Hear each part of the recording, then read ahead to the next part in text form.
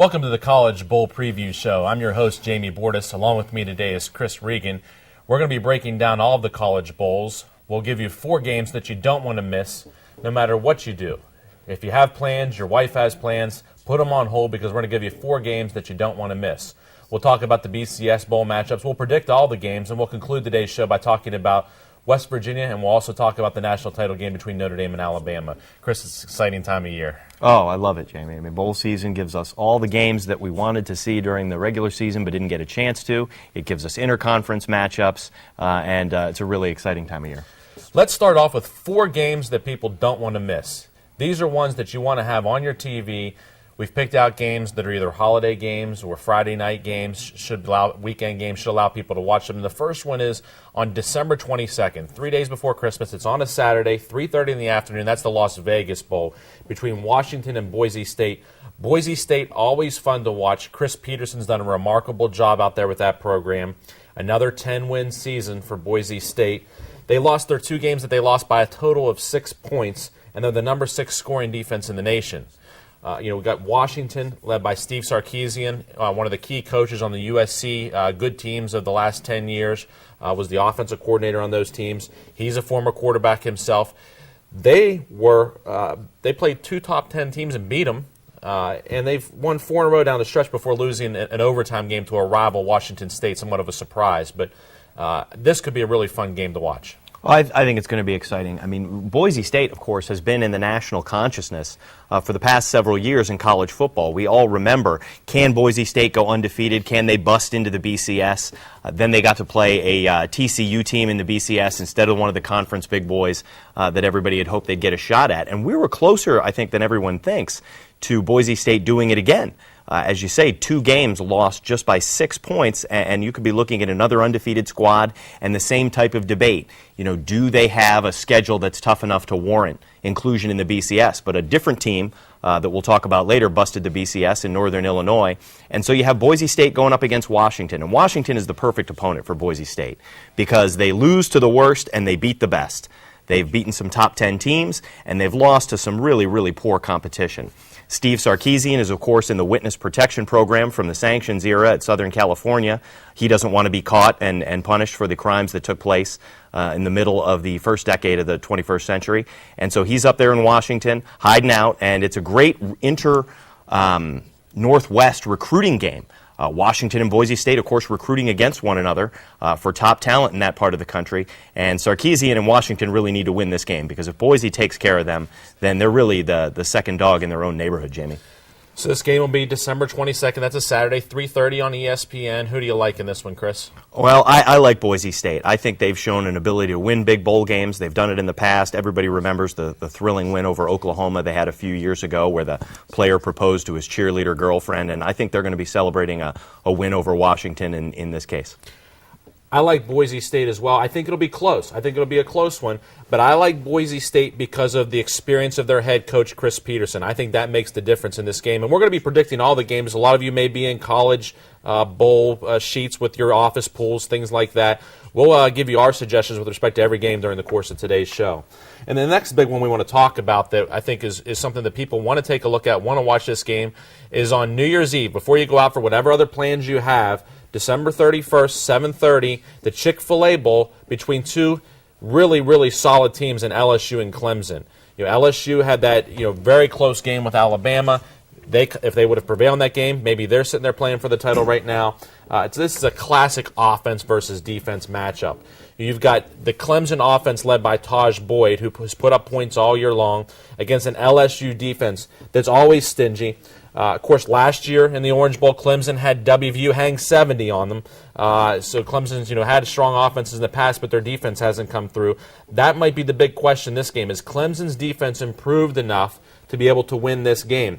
Zach Mettenberger for LSU, their quarterback, has gotten better each game. It's always fun to see what the Mad Hatters are going to do.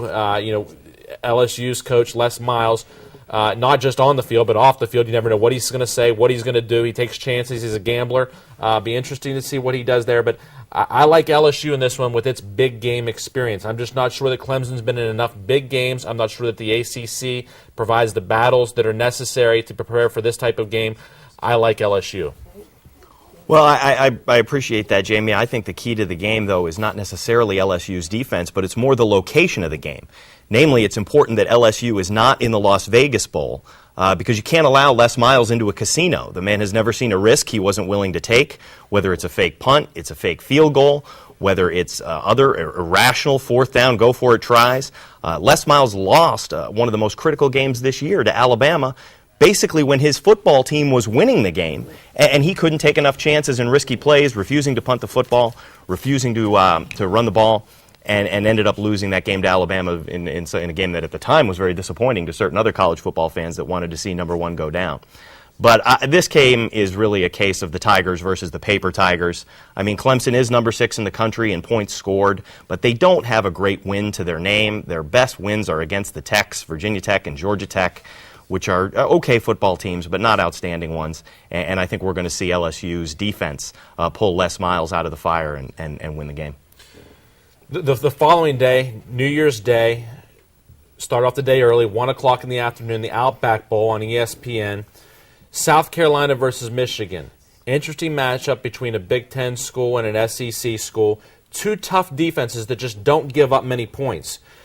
South Carolina has Jadeveon Clowney, maybe the nation's top defensive lineman on the line there. It was the number 1 recruit coming out of high school a couple years ago. One of the big questions in this game will be how will Michigan use Denard Robinson? He's been injured. He hasn't been able to throw the ball. They've been using him some at running back, some at receiver. What will they do in this game? You got the old ball coach, Steve Spurrier, who's always been impressive in big games, has a lot of time to prepare, versus Brady Hoke, who doesn't even wear a headset on the sideline. So quite a contrast in style between the coaches. South Carolina, of course, lost Marcus Lattimore, its star running back, for the second year in a row due to a devastating leg injury. I, however, am going to take a slight upset in this game. I like Michigan based upon their hard-nosed style, based upon their toughness, based upon the fact that they can use Denard Robinson in multiple roles. Well, that's a solid pick, Jamie. I think something that people may not realize about Michigan is they are an 8-4 football team. But on the other hand, they have lost to the number 1 team in the country in Notre Dame, the number 2 team in the country in Alabama, and some polls have Ohio State as the number 3 team in the country, also a team that Michigan has played. So their 3 defeats in that area are extremely demanding games. They also have a loss to Nebraska, a team that's not nearly as tough, to add up to an 8-4 record that I think has to be considered a little bit more impressive than what you normally see there. But the big question in this game is Denard Robinson. They used to call him Shoelace. Now they call him Denard Turnovers. He has 9 interceptions on the year. He got moved out of the quarterback slot. He also has a fumble. He's one thing when you have him streaking down the field all by himself. He's something else when he has the ball in his hand too much because he tends to give it up. So if Denard Robinson doesn't turn the ball over, then I think Michigan can win the game. Otherwise, I think South Carolina's defense is too much. Last game we want to talk about is one of the 4 that you just don't want to miss is January 4th. It's a Friday night, 8 o'clock, the Cotton Bowl. It's on Fox, one of the few games that the ESPN family of networks doesn't have this bowl season. Oklahoma versus Texas A&M. Chris, we only have a couple minutes before we need to take a break here, but we've got this matchup here between Johnny Manziel, also known as Johnny Football by a lot of people out there in the world, broke all kind of records, was only a freshman, Texas A&M's first year in the SEC. Of course, they beat Alabama. Oklahoma, however, lost to 2 BCS teams in Notre Dame and Kansas State. Landry Jones threw for almost 4,000 yards. Both teams can put up points. I like the veteran coach and veteran quarterback in this one in Bob Stoops and Landry Jones. I think that will make the difference. Their experience in these types of games will make the difference. I like Oklahoma. Well, this is going to be a theme of our day. I mean, this is something that we just don't see during the regular season, Jamie. We don't see SEC teams facing quality non-conference competition. But that's what they're going to have when Texas A&M has to take on Oklahoma. Let me give you some facts about Texas A&M. These are 8 of the teams that Texas A&M played this year to get to their 10-2 record. Louisiana Tech, South Carolina, Sam Houston State, Southern Methodist, Missouri, Auburn, Arkansas, Mississippi State. Those are 8 terrible football teams. I mean, teams from the bottom quarter of Division I, teams that are not successful on offense or defense, and A&M racked up a bunch of victories with their freshman quarterback against those teams. And I do not think that A&M is strong enough to defeat Oklahoma in any bowl game, still less this one that's going to be coached by Bob Stoops, that's going to involve Landry Jones. And that South Carolina team you mentioned, they played with South Carolina State, not South Carolina. So that's a big difference. That's right. Yeah, ladies and gentlemen, no, not South Carolina. They avoided South Carolina. They played Florida and LSU and lost to them both. So A&M is not ready for this game, and neither is their freshman quarterback. We need to take a break. When we come back, we'll make our predictions for all of the non-BCS bowls, and then later on the show, we'll break down the BCS bowls, West Virginia because of its local presence, and also the title game between Notre Dame and Alabama. Stay with us on the College Bowl Preview Show. I'm Jamie Bordas. Welcome back to the College Bowl Preview Show. I've got Chris Regan here with me. We're breaking down all the bowls, and during this segment of the show, we will give you our predictions for all the non-BCS bowls, and we're going to go through those quickly, but it will hopefully help you with respect to your office pools and other picks that you may make with family and friends. The Gildan, New Mexico Bowl first, Nevada versus Arizona, two high-powered offenses. Rich Rodriguez, of course, has local ties here. I like Arizona on the strength of the Pac-12 this year. I think Arizona in New Mexico, that's the right place for them to be. And then you've got the Idaho Potato Bowl between Toledo and Utah State. Utah State lost only 2 games all year to Wisconsin and BYU, two teams that I have a lot of respect for. They won the WAC. I'll take Utah State. No, that's going to be Toledo. This is the year of the MAC. They're in the BCS, and they're going to take care of it. And of course, next game we have is between BYU and San Diego State. BYU giving up 14 points a game. Very strong defense. Even though it's in San Diego and San Diego State, I'll take the Cougar defense. I like BYU. Not so fast, Jamie. I think we're clearly going to see a San Diego State team basically playing at home. BYU a little bit disappointed in where their season went this year, and I think they go ahead and lose that game. Next game is between Central Florida and Ball State, and they actually called the Beef O'Brady St. Petersburg Bowl. And this game's interesting. Ball State's giving up over 31 points a game. I like Central Florida, the Conference USA runner-up, because I just don't think Ball State's defense is good enough. Florida, once again, I mean, they're at home. Florida playing in Florida. I like Central Florida's chances. Next one is the R&L Carriers New Orleans Bowl between East Carolina and Louisiana Lafayette. Both teams can throw it all over the place, but Louisiana Lafayette runs the ball much better, and that'll be the difference is Louisiana Lafayette has the ability to run the football. I like the Raging Cajuns in New Orleans. They're going to be celebrating on Bourbon Street. The next one we'll be talking about is the Sheraton Hawaii Bowl between Fresno State and SMU. And Fresno played Oregon and Boise State during the course of the year. I think they benefit from that schedule. I like Fresno in this game. Well, I think SMU's made the long climb back to a minimal level of respectability, but I'm with you. I think the Bulldogs win the game. The Little Caesars Pizza Bowl, Western Kentucky and Central Michigan. This is Western Kentucky's first bowl game ever in program history. We're at West Liberty today.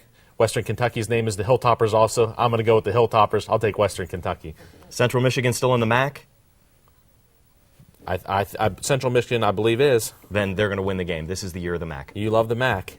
The next one is the Military Bowl presented by Northrop Grumman between San Jose State and Bowling Green.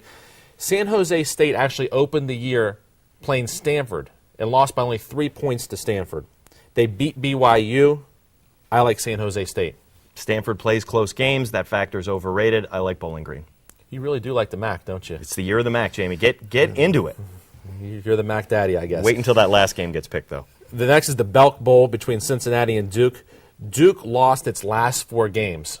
Limps in at 6-6, but the game is in Charlotte.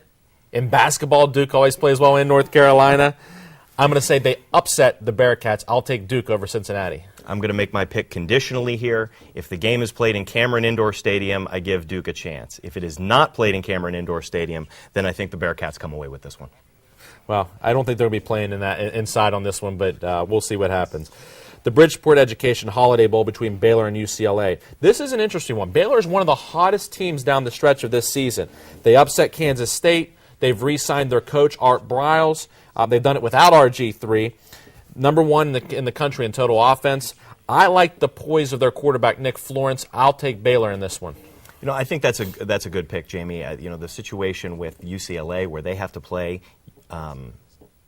Stanford twice to end the season and lose both those games, one close, one they get blown out. It's just a depressing circumstance for a football team, and I think that's a very disappointed UCLA team that won't be mentally ready for that game. So I like Baylor, too. The AdvoCare V100 Independence Bowl. I mean, these bowls change names so many times with these different sponsors and everything, but this one's got Ohio University and Louisiana Monroe. Now, this is Ohio, not Ohio State, remember, who's not eligible for a bowl this year. I think a toss-up. Both teams have struggled a little bit down the stretch. This is Louisiana Monroe's first bowl game ever, and it's in its home state. I'll give the edge to them because of that. I do like to pick teams playing at home. I agree with that thinking, but I also like to pick those MAC teams. So this game stresses me out a little bit, but I'm going to go with Ohio. Rutgers versus Virginia Tech in the Russell Athletic Bowl. Frank Beamer, Virginia Tech's coach, not his typical type of team this year, but he's got a few weeks to get ready. Rutgers dropped its last two. I like the Hokies. Virginia Tech has just been a mystery for so many years. They bring in pretty substantial talent. They tend to have a running quarterback. They get highly ranked early in the season, and then they just disappoint. They've gone away in bowl games before, but it's hard to pick a Rutgers squad that is really talent depleted at this point against Virginia Tech and the experience, at least, of Beamer. So I'm going to stick with Virginia Tech. The Meineke Car Care of Texas Bowl between Minnesota and Texas Tech. Look, there's just no two ways about it. Minnesota's offense is just terrible, and they cannot keep up with the high-scoring Texas Tech Red Raiders. I like Texas Tech. Yeah, I think that's pretty much a no-brainer. I'm a little puzzled as to how Minnesota was able to get into this game, but they're going to be blown out by Tech. The Bell Helicopter Armed Forces Bowl between Rice and Air Force. Air Force has the number 2 rushing attack in the country. That's the difference. I like Air Force. The classic quotation has to be given that Rice scares me, but Air Force too disciplined, too tough as a triple option team, and they will take care of Rice. The Kraft Fight Hunger Bowl between Navy and Arizona State. Interestingly, Arizona State has a first-year head coach. I think that's like having another spring practice, which helps when you have a first-year head coach. The Sun Devils get extra time to prepare for Navy's triple option offense. I like Arizona State. No, there is no chance that the University of Navy is going down to Arizona State. Navy's a perennial bowl team now under Ken Niatamalo. I can't say it. He's Hawaiian. Yeah, that's right. And he's going to have the team very well prepared. I think he's actually doing a better job than Paul Johnson was a few years ago at Navy. And I like the Naval Academy. Shocking with your Hawaiian shirt, you can't pronounce his name. The Valera Alamo Bowl between Texas and Oregon State. Both teams have been hot and cold throughout the year. Texas a little bit unsettled at quarterback. Mac Brown actually on the hot seat despite being a national championship winning coach. I like Oregon State in this one. I think Texas is a mystery, Jamie. For such a talented team in the top of the recruiting rankings year after year after year, to fall to the level, particularly on defense, that they have this year, is shocking. And that's what has him on the hot seat. And it may be justifiable the way coaches get fired. We saw Gene Chizik lose his job 2 years removed from a national championship. Vince Young's a long way in the rearview mirror, and I like the Beavers. The Buffalo Wild Wings Bowl between TCU and Michigan State. This one could be interesting. Michigan State's in the top 10 in the country on defense. They have Bell at running back, a hard runner, 2 well-coached but inconsistent teams this year. I like Michigan State because of its defense.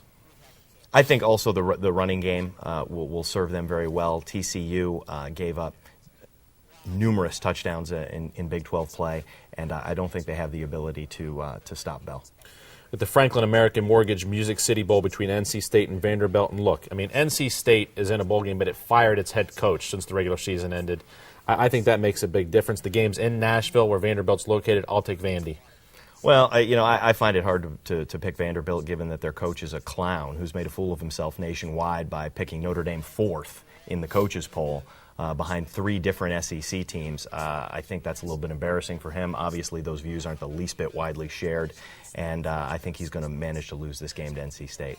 Well, speaking of which, he also put his own team at 16th. They're not ranked. Yeah, interesting. The Hyundai Sun Bowl between USC and Georgia Tech. USC, loads of talent. Matt Barkley's last game. Of course, he did miss the regular season finale against Notre Dame because of the shoulder injury. Georgia Tech actually had to get a waiver from the NCAA to be able to play in this game because they got a losing record at 6-7 because they played in the conference championship game to give them the 7th loss. The NCAA granted them a waiver, but I just think USC has too much talent. I like USC in this game. Well, that's been the story for USC all year, though, Jamie. They've got all this talent, so much talent. The receivers are so good, but what has it really got USC? I think their problem is that their coach is too busy behaving foolishly in an embarrassing fashion, deflating footballs, switching jersey numbers, and so on, to coach his team properly. USC's talking about getting rid of Monty Kiffin, who's the only proven commodity on that coaching staff. So whether or not they'll be ready for Paul Johnson and Georgia Tech is anybody's guess, but I like Tech in a close one. We need to take a break, but when we come back, we'll continue breaking down these non-BCS games and get into the BCS games as well. And at the conclusion of today's show, we'll talk about WVU and we'll talk about the title game between Notre Dame and Alabama. Stay with us on the College Bowl Preview Show. Welcome back to the College Bowl Preview Show. I'm Jamie Bordas. Along with me today is Chris Regan. We're talking about the non-BCS bowl games. In just a few minutes, we'll get into the BCS games as well. Chris, the AutoZone Liberty Bowl going to be played between Iowa State and Tulsa. Iowa State struggled at the end of the season.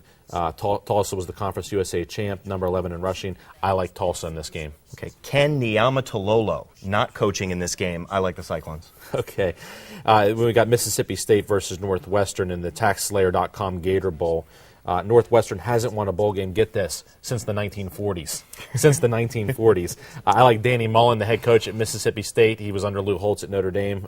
He's a disciple of Urban Meyer. I like Mississippi State. You know, Fitzgerald is tough. He's up and coming, and there is no way one of these rump SEC teams wins a bowl game. The Heart of Dallas game between Purdue and Oklahoma State. Oklahoma State third in the country in scoring. Purdue fired its coach. Another team heading into a bowl game because without their head coach who they fired. I like Oklahoma State in this one. You know, Purdue fired their coach. Mike Gundy is a man. I like the Cowboys. Georgia and Nebraska. Now, Nebraska, this game, of course, is going to be played on New Year's Day, the Capital One Bowl. Nebraska gave up 70 the last time out. Georgia lost the heartbreaker that kept it out of the national title game. Nebraska is a huge underdog in this game. This is my upset special. I'm going to take Nebraska over Georgia behind Taylor Martinez, their quarterback's legs. I'll take Nebraska. I would love to see some of the old Nebraska rushing teams go against this Georgia run defense, which is just abysmal. But I don't think we have one of those old Nebraska teams, so I'll take Georgia. The BBVA Compass Bowl between Pitt, who's been in this game a number of times, and Ole Miss. Pitt's come on as of late. Of course, they took Notre Dame to 3 overtimes. Ray Graham, their running back, can take over a game. I like Pitt in this one. I have a hard time picking Pitt, but they are playing, again, one of these rump SEC teams, so I think I'll go ahead and do it. Larry Fitzgerald, Tyler Palko, they're just too tough. They're long gone. They're long gone. They're not going to be a factor in this game. But, oh, no, I know it's sincere. Yeah. And then we got Arkansas State and Kansas State in the GoDaddy.com Bowl. Both teams may be playing in this game without their head coach. Arkansas State's coach, Gus Malzahn, already gone to Auburn. Kent State's coach may be heading elsewhere. Kent State was an overtime away from possibly playing in the Orange Bowl. I'm going to take Kent State in this one. This is the one where I will take the MAC. I appreciate that, Jamie. I'm going with the MAC team also. I think Kent State a little disappointed about what they lost, a BCS opportunity there in their final game against NIU, but I like Kent State. Well, let's talk about the BCS games, Chris. You know, January 1st, the Rose Bowl, the granddaddy of them all, you know, mid-afternoon after you've gotten done eating your sauerkraut and everything, Stanford, Wisconsin. Stanford, playing as well as maybe anyone in the country right now. They can run the football. They play great defense. They're a lot like Notre Dame and Alabama in that sense. They're getting better every week. Wisconsin, on the other hand, scored 70 the last time out, but now without their head coach, Brett Bielema, heading down to Arkansas to lead that program. They've still got Monty Ball, that great running back there. I think Stanford's too good on both sides of the ball, though. That strong defense, that good running game. David Shaw's got that program rolling. They're back. They're into the Rose Bowl, something that Andrew Luck couldn't even get them to. I like Stanford. I think your analysis is pretty well on target there, Jamie. Stanford plays football the right way. They have big, strong, tough kids. They run the ball, they punt, and they play extremely aggressive defense. We spent weeks this season listening to people talk about Oregon and Oregon's offense and how Oregon scores a point a minute and how Oregon scores, in drives of a minute and a half and how Oregon scores 80 points a game. They run into a little bit of defense in Stanford, and all of a sudden they've got 14 points, 17 points. They lose the game. Stanford's tough, and they're going to win the game. Immediately following that game, you can tune into the Orange Bowl on January 1st at night on ESPN. Florida State versus Northern Illinois. And I think it's important we talk about how Northern Illinois got here. All right, champions of the MAC, 12-1 on the season. The rules say if a team from a non-automatic qualifying conference finishes in the top 16 and ahead of a conference champion, they automatically get a BCS at-large spot. Both Louisville out of the Big East and Wisconsin, the champion of the Big Ten, finished below Northern Illinois. Northern Illinois finished 15 in the final BCS standings. They get the berth. Very controversial. But look, this makes for a lot of excitement. I I've been to a game in DeKalb, Illinois, to see Northern Illinois, actually. When my good friend Boogie Johnson from Wheeling was playing for Oklahoma State, I went out there, drove from Notre Dame to see him play. If you would have told me when I was out there that school would sometime be playing in the Orange Bowl, I would have laughed. I mean, it is not a big setting out there, and it's exciting for that school. But look, they haven't played anyone. I mean, they really haven't. They've lost their coach now, who's headed to NC State. Florida State has size, speed, agility that they've not seen. I just think it's too much. I like Florida State in this one, and it could even get a little bit out of hand, I think. Well, let's be clear. I mean, congratulations to Northern Illinois. Congratulations to the MAC. They won this spot fair and square and by the rules. They won it by being ranked ahead of the Big East champion, by being ranked ahead of the Big Ten champion.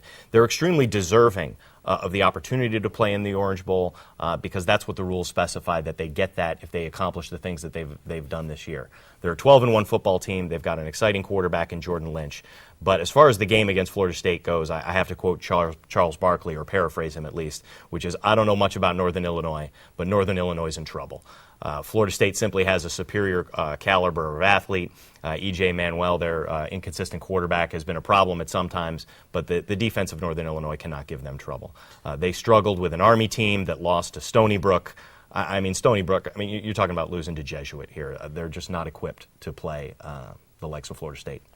The following day, the Sugar Bowl in New Orleans, January 2nd, on ESPN, Florida and Louisville. Florida, one of the top defenses in the country, behind Will Muschamp, who was the defensive coordinator for years at Texas, now the head coach at Florida. Charlie Strong from Louisville, also a strong defensive coach, may not be there for this game, being rumored for a lot of jobs out there.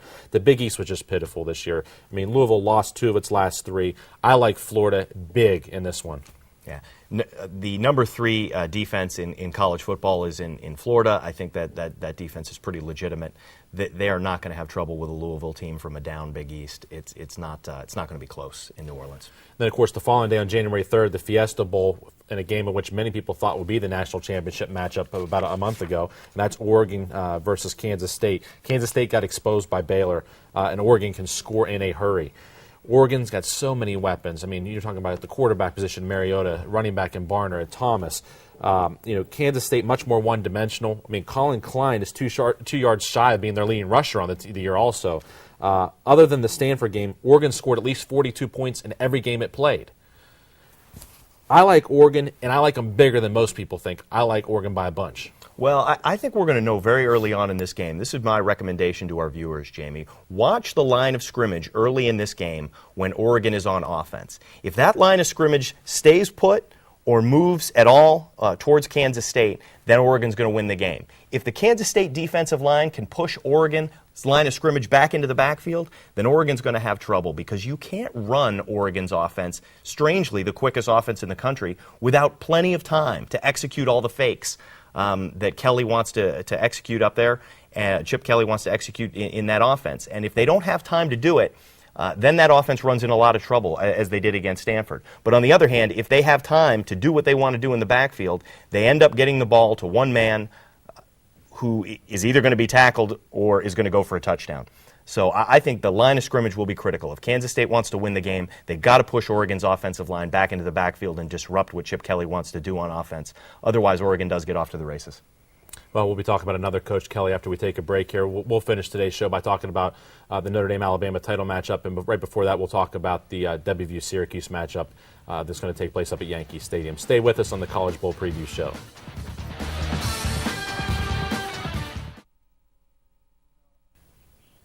Welcome back to the College Bowl Preview Show. I'm Jamie Bordas. Along with me today is Chris Regan. We're going to talk about the local team that's involved in this bowl season, which is WVU, taking on Syracuse in the New Era Pinstripe Bowl at Yankee Stadium. Interesting venue for a football game. But this game is going to be December 29th on ESPN. WVU, the defense has been a problem all year, but of course, 116th in scoring defense, giving up 45 points or more 6 times a year, but the offense can score in bunches. Geno Smith, over 4,000 yards passing. Tavon Austin, Heisman-like numbers. Stedman Bailey, one of the top wide receivers in the country. And then a Syracuse team that can throw the ball, too. Somewhat middle of the pack, though, in terms of scoring offense and defense. 1,000-yard rusher, 3-year starter at quarterback. But I just don't think they're going to be able to score enough points to hang with WVU. I think that's the biggest problem is WVU can score, and we all know WVU's defense can give up points, but I don't think Syracuse can score the type of points it's going to need to score to keep up with WVU.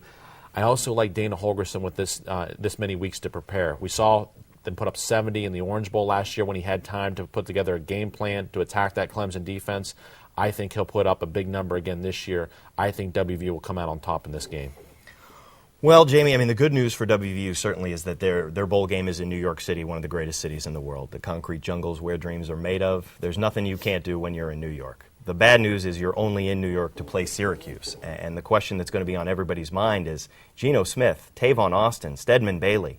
I mean, has that incredible talent gone to waste? I mean, doesn't WVU belong on a bigger stage against a tougher opponent with the magnificent offensive talent that Holgorsen had at his disposal this year in a season that just seemed to go south at the Texas Tech game and never get back on track? But Syracuse can score points. It's going to be a high-scoring affair. It'll be reminiscent, I think, of the Holiday Bowls of old.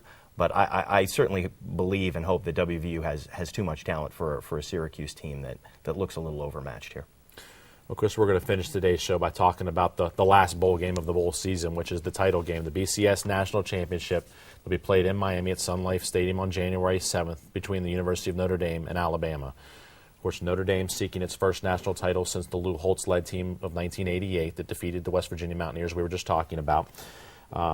Coaches in their third year at Notre Dame do something special for whatever reason. When you go back through history, Frank Leahy, Eric Parsegian, Dan Devine, Lou Holtz, all won national titles in their third year. Now, Coach Brian Kelly in his third year at Notre Dame, and Lou Holtz has an explanation for that. He says, talent's always there at Notre Dame.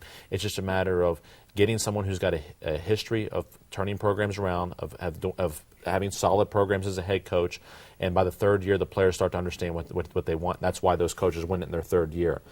A very balanced offense. The emergence of Everett Golson at quarterback through the course of the latter part of the season here. And he's been finding ways to get tight end Tyler Eifert involved, which is a big deal. Special teams a little bit shaky. That's one concern for Notre Dame. The punt return team is almost non-existent. A little bit inconsistent in field goal kicking. That could make a difference. You've got Alabama, who's won 2 of the last 3 national titles. The experience of Coach Nick Saban, who's won titles at LSU and Alabama. That big offensive line that paves the way for those running backs, Lacey and Yeldon, who were just awesome in the SEC championship game. And, of course, you've got the experience of A.J. McCarron at quarterback. This game could be a really interesting one. Jamie, I think you've laid it all out there. We've all been hearing it on TV. There's nothing that can stop the Alabama offensive line because of their tremendous size and strength. Their running game, their running backs are outstanding. Their coach is the best. Their defense is the best. There's no possible way for this Alabama football team to lose a game, is there? Well, I think they did, Chris. I think the Texas A&M beat them earlier this year, so I think there is a way for them to lose a game. They're sitting here at 12-1, so they've shown they can be beaten. Well, then they must have lost at night on the road against a tough non-conference opponent, right? They must have played somewhere that teams just go to lose games, right? No, actually, broad daylight against Texas A&M, a conference opponent at home, in Tuscaloosa. Oh, they lost at home. They lost at home to a freshman? That's right. Well, then maybe this is an Alabama team that can be beat. I think that Alabama is strong, but I think people don't recognize that Georgia has one of the worst rushing defenses in all of college football, and that's the team we just saw Alabama roll up 350 yards against. They've played a couple of good teams. Nobody's saying Alabama's not tough. But I like Notre Dame in this game. I think Notre Dame has the #1 defense. They have an inspirational leader in Manti Te'o. A.J. McCarron, for all his experience, that didn't stop him from throwing a pick at the goal line to lose that game to A&M. Their top receivers are hurt. And I think Alabama's just running out of gas, and they're running into a team of destiny here. So I like Notre Dame. One of the things that hasn't been talked about a lot is the difference in Notre Dame between last year and this year with respect to turnovers. Last year, Notre Dame was just turnover prone, and this year they're doing a much better job of protecting the football. Everett Golson will make some mistakes as a freshman. He's done that throughout the course of the season a little bit, but not the type of mistakes we saw last year when quarterback Tommy Rees just seemed to be throwing key interceptions on a weekly basis. Well, I think the key to Notre Dame is going to be simple. Their ball game depends on the simple key to football, which is can they run the football and punt. The statistics show that not only one team, and this was Navy way back in August practically, has been able to drive the field for greater than 60 yards against Notre Dame. So if they run the football, don't turn it over and punt, Alabama's going to have a very hard time scoring. And I think Notre Dame is a little more dynamic on offense than people believe, with Riddick and Jones and Golson and Tyler Eifert, the best tight end in America, possible Player of the Year candidate. I think that they are too much for an Alabama team that was defeated by A&M, almost lost that game to Georgia in the SEC championship game, and just isn't quite as tough as the last Alabama team that everybody also says could not possibly be beaten, and which I do believe also lost a football game at LSU.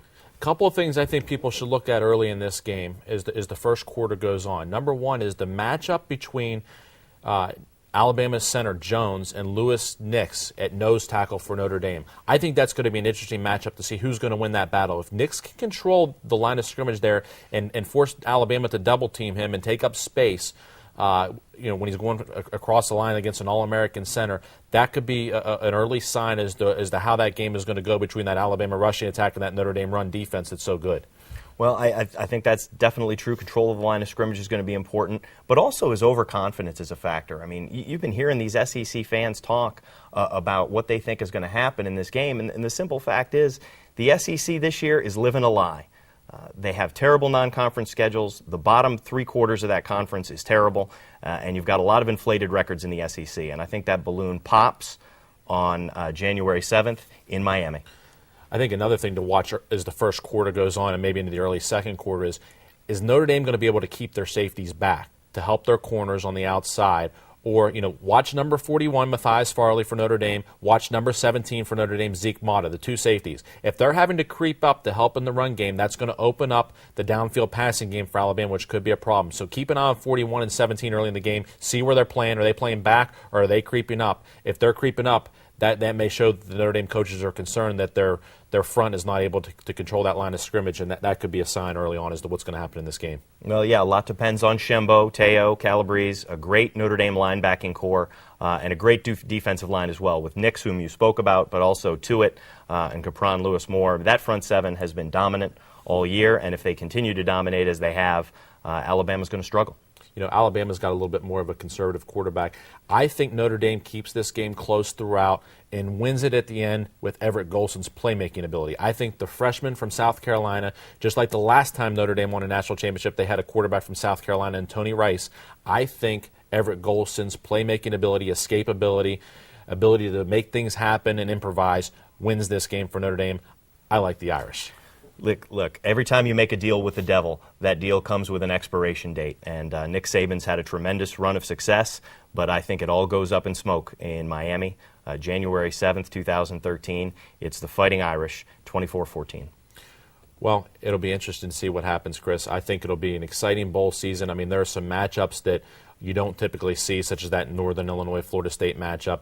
There's a lot of games involving a coaching carousel, people going in and out the door because of either going to other jobs, because of firings, or whatever it may be. And then, of course, you have maybe what will perhaps be the most watched game in college football history between Notre Dame and Alabama to cap it off in the championship game. So this is going to be an exciting month.